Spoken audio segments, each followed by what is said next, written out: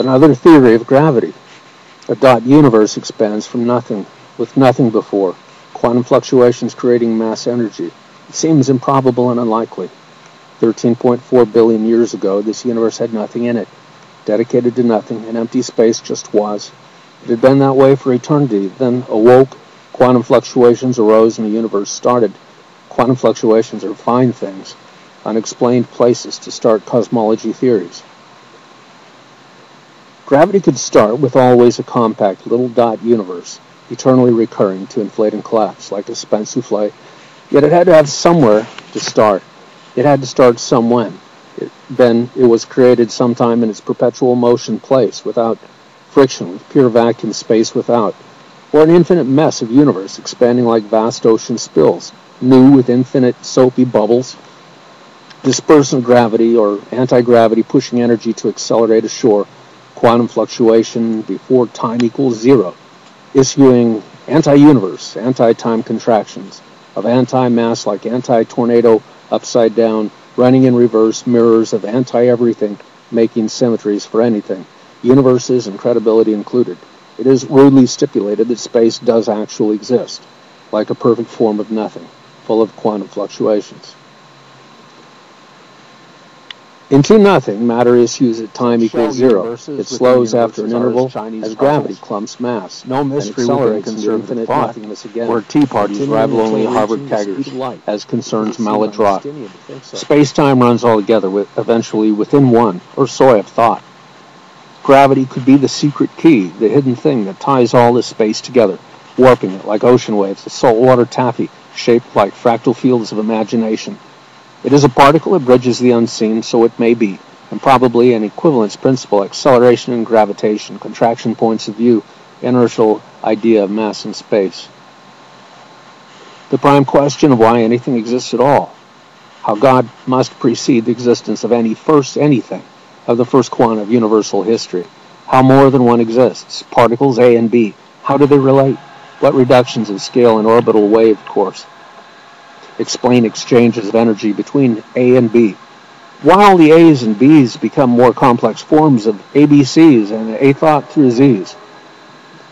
The question of space in and between every A and B is explained with more letters, subletters, footnotes and annotations to every possible universe and form of being and time apparent truths such that mass and space are different, exist within a context and paradigm appropriate for ideas of evolution and faith, trust in God and dispensation of relief, from Ptolemaic theories and unbiblical concepts defying observation and common sense, traditional methods of misunderstanding gravity.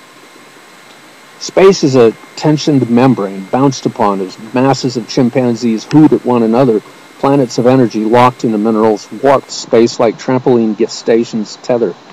Nearing the speed of light, they catch up with waiting prey. They become heavier, time passes slower, the economy falls into recession. Llamas turn charcoal gray. Freezing happens. I added that. Space has its own material fields, with and without simian similes, mass quanta glommed together from nuclear electromagnetic and strong bonding. Mass displaces space, pushing the universe to expand faster outward.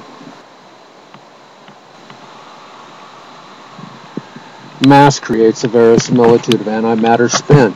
Mass is the context of everything except its definition, which begins, contrariwise. Logic informs us that space cannot really exist. Just mass and spirit can be and become. Mass forms itself along designated, designed, inevitable courses, communicating through the push-pull of thin space like mass, excess dimensions made to feel like insignificant intervals. Displacing space allows mass to be drawn in closer, except for prophet and compatible woman. Net universal displacement of space accelerates, or so I thought. If I read of the Moog synthesizer, perhaps the new realizations would break such that if the universe were a continuum of mass with a multiverse of original forms like snowflakes, just comparative intervals of quantity would fall, space with time like wonder to the edge, something humorous about that dot of expansion, thinning an expansion into an infinite space. Logic informs us. With no real space, comparative intervals of quantity and quality arrange the flow we know through senses like one field continuum. Numerous dimensions with ordinal forms, scalar field quantities, the superpositioning angles of shortcut norms, faster than light, only in contrasting frames of reference, corpuscles of one creation, experienced as quantities, seem to be theories of new gravity, versions of unwritten poems, conservation of gravity. Without gravitons, gravity is neither created or destroyed. Dawns of time arise, yet there is no place to call home. The era of gravity property without paper died, resurrected like ancient shores of Aristarchus and Nome, such social truth definitions, worst human understanding and gravity, while waiting upon the Lord.